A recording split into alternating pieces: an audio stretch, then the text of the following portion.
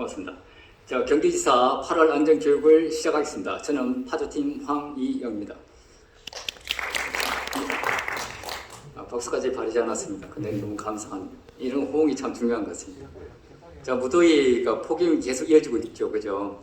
그래도 안전교육은 계속 이어지고 있으니까 조금 더 기회를 기울여서 최대한 짧고 굵게 진행토록 하겠습니다. 오늘 교육은 이렇습니다. 본교육 위험 작업 절차 및 안전수칙을 약 10여 분 정도 예상하고 있고요. 나머지 동영상 3편을 시청하겠습니다. 뭐 긴 건 아니고 짤 영상이 되겠습니다. 하나는 과거에 일어났던 대형 가스 사고고요. 나머지 두 개는 동기부여 영상을 준비했습니다. 교육을 시작하겠습니다. 위험작업 절차 및 수칙입니다. 자, 목차는 적용 범위, 책임과 권한, 위험작업 허가 절차, 끝으로 위험작업 안전수칙이 되겠습니다.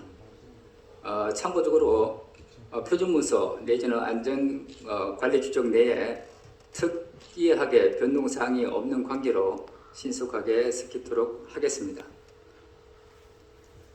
적용 범위는 분기작업부터 위험작업 긴급보수공사까지가 되겠습니다.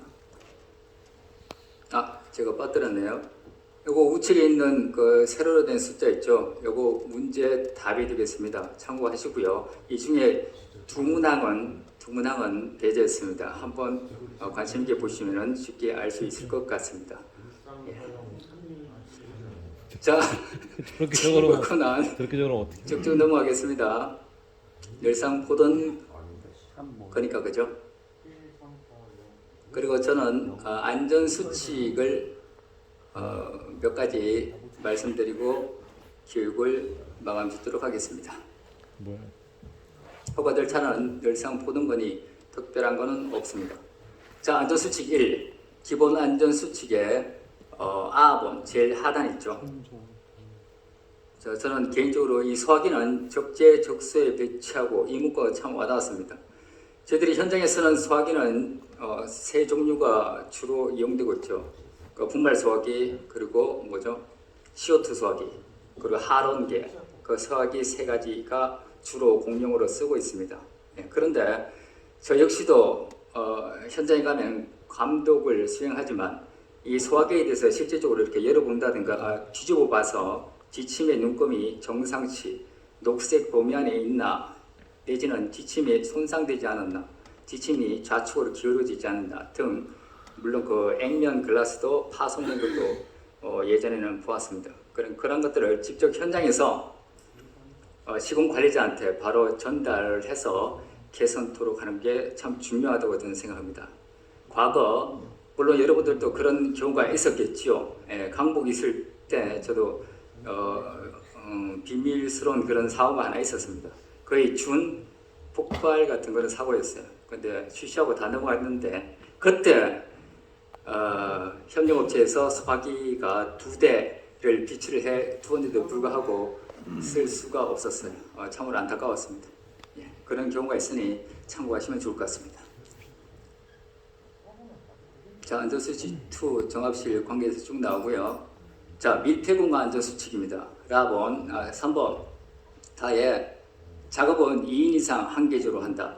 이거는 당연히 그렇게 하는데 이왕이면 3명 또는 여건이 안 되면은 필히 2계조 이상은 확보를 하는 게, 그런 얘기는 저희들은 충분히 할 수 있는 경험이 있으니 그 정도도 예상을 하시는 게 좋을 것 같다는 생각이 듭니다.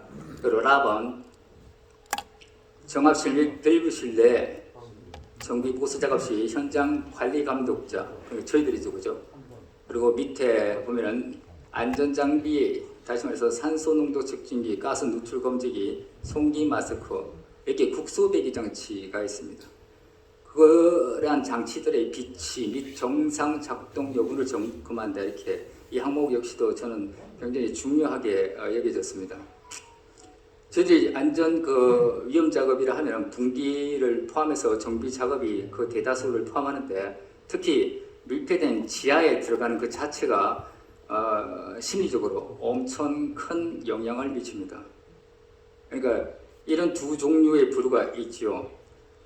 밀폐 공간 자체를 싫어하는 부류가 있을 겁니다. 그리고 내 안에 들어가서 직접 작업 내지는 누기 조치 내지는 작동 시험 이 자체를 기기에 대한 그런 두려움이 가지고 계신 분도 왕왕 있는 걸로 알고 있어요.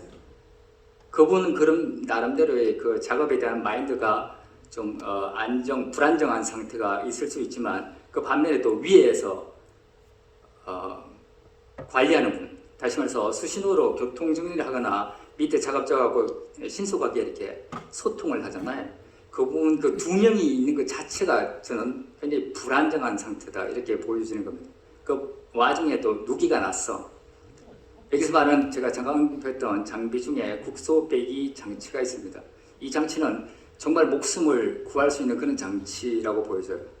예, 그런 예견된 그런 그 사고가 아닐지라도 늘상 그 밸브실 안에 들어가서 작업할 적에 내지는 누출이 예견될 때 국소 배기 장치의 역할은 엄청 크다고 저는 감히 말씀드릴 수 있습니다. 하나 여쭤보겠습니다. 국소 배기 장치의 역할이 뭔가요? 그 작동을 하면은 보통 흡입과 송기를 동시에 할 수 있는 장치잖아요. 저희들 도시가스 기준에서 밑에 지하 공간에 들어가서 작업할 적에 국소 배기 장치의 그 방향은 어떻게 되죠?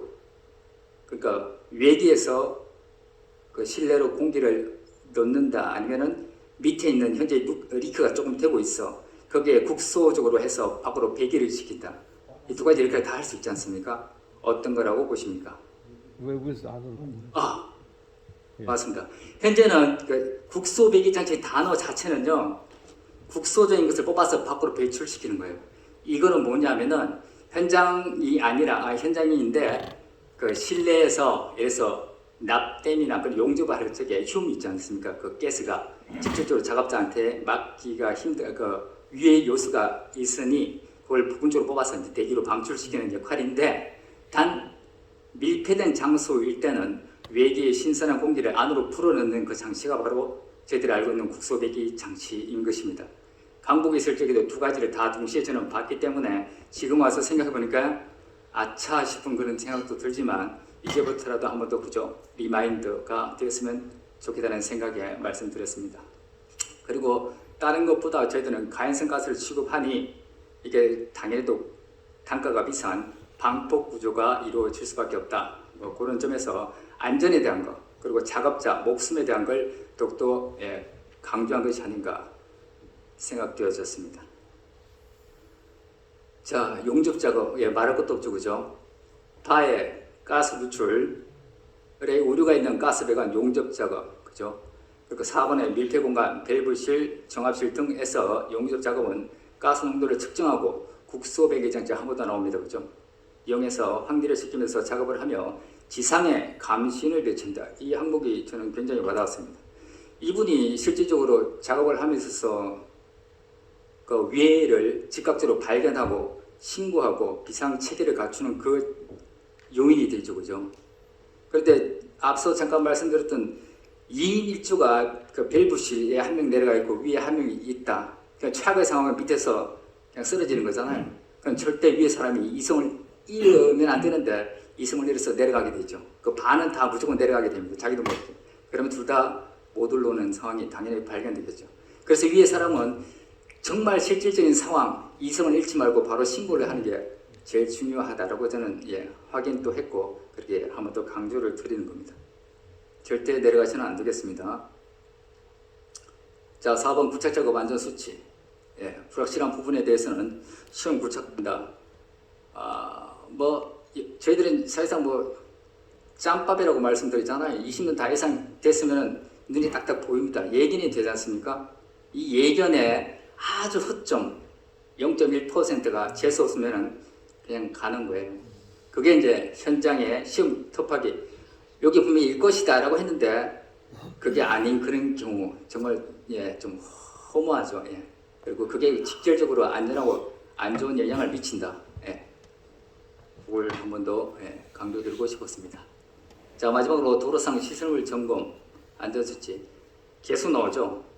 지상의 감시원 그리고 이 사람들이 주로 해야 될 게 뭐냐?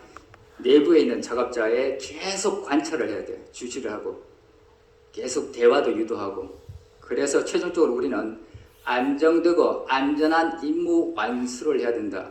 그거는 확실하다. 예, 그렇게 한번 더 리뷰를 해드리면서 이상 마치도록 하겠습니다. 예, 짧고 굵었죠.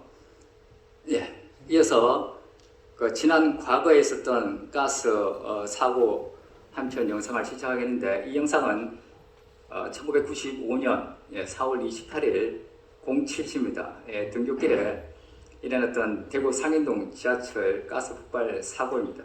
다들 아시겠지만 이렇게 폭염 무더위 속에 자칫 그죠. 저도 개인적으로 느슨함을 왕왕 느낍니다.